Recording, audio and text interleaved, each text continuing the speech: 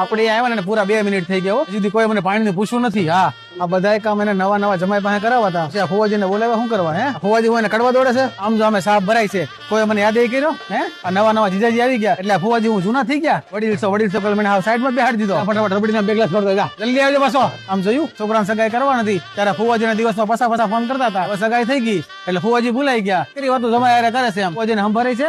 જીજાજી ક્યારના એકલા આટા મારે છે. કોઈને ખુરશીનું પૂછાય છે, જમવા બેસી ગયા. આમ જો આપણને કોફી કલર નું કવર આપ્યું, જમાઈને જો મરૂન કલર નું કવર આપ્યું. પણ બે માં હરખા પૈસા હોય. પૈસા હરખા હોય તો કવર ના કલર હરખા રાખવા હતા ને ભાઈ. આ મનમાં શંકા જાય ખોટી. આમ જોવો પેલા નવા જમાઈને બધા પકડી ડિસ્કો કરવા લઈ જાય છે. બરાબર આ ફુવાજી દેખાતો નથી. ડિસ્કો કરવાનો શોખ તો મને છે. મને કઈ કમરમાં ટચેક્યું નથી થઈ ગયું છો ને. ખબર કઈ છે કે મેં કરાવ્યો અને ફુવા થાવ છું. આથી તમારો ફુવાજી ફોટો પાડતો.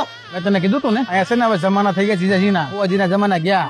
આમ મોટા અપાડ આવી હતી. હાલો આવી ગયા લગ્નમાં? ના ભાઈ ના, અમે ખાઈ લીધું. તારે તમે ખાવ શાંતિથી. જેવા ઓલા નવા જમાઈ નાખીને બને ને આ તો 70 સપ્ટેરા ઉભા થઈ ગયા. બોલો મેં કીધું તું હમણાં વારમાં સીતાફળ રબડી રાખો પણ મારું માને કોણ? મઠો રાખો.